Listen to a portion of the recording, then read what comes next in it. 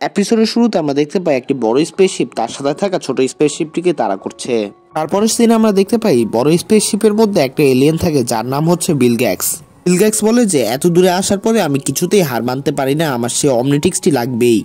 অমনিটিক্সটি পেলে এই গ্যালাক্সিতে এমন কেউ থাকবে না যে আমাকে হারাতে পারবে। অন্যদিকে আমরা বেন নামের একটি ছেলেকে স্কুলে বসে থাকতে দেখি। সে অপেক্ষা করছিল কখন ছুটি হবে, তার কারণ হচ্ছে আজকে তার স্কুলে গরমের ছুটি দিয়ে দিবে। তখনই তার স্কুল ছুটি দিয়ে দেয়। স্কুল ছুটির পরে সব বাচ্চারা চলে গেলেও তার টিচার তাকে সেখানেই দাঁড়াতে বলে।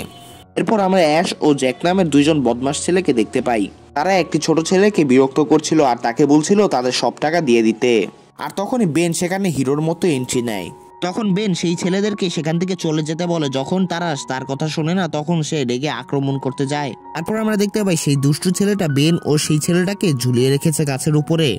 তখন সেখানে গ্র্যান্ডপা ম্যাক্স এসে পড়ে। গ্র্যান্ডপা ম্যাক্স তাকে গাড়িতে উঠতে বলে। সে যখন গাড়িতে ওঠে তখন দেখতে পায় তার কাজিন গোয়েনও সেখানে এসেছে। আর তখনই গ্র্যান্ডপা ম্যাক্স বলে আমরা যদি সবাই মিলে সেখানে যাই তাহলে অনেক মজা হবে। আর তারা সামার ক্যাম্পের উদ্দেশ্যে বেরিয়ে পড়ে।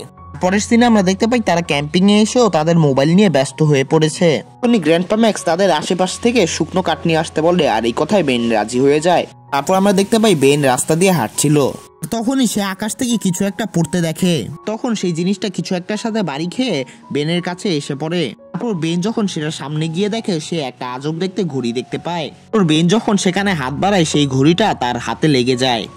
ঘড়িটা দেখে বেন প্রচুর ভয় পেয়ে গিয়েছিল। তখনই একটা এলিয়েনের মতো চিহ্ন ঘড়িটাতে ভেসে ওঠে।